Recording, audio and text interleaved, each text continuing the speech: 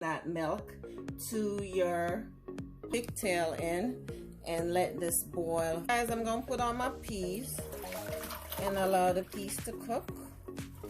This is the second time I've boiled it, so I got rid of the first water. Guys, I'm letting it cool so I can cut it up because I don't.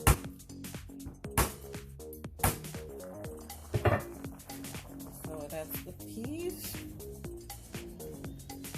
Okay guys, I'm gonna blend my coconut. So my hands are clean, so you just go like this and you squeeze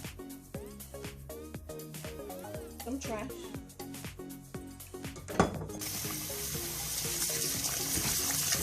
And it all depends on the texture of the rice. Goldfish, hubby. I'm just gonna give the rice a nice fluff, you know, fish.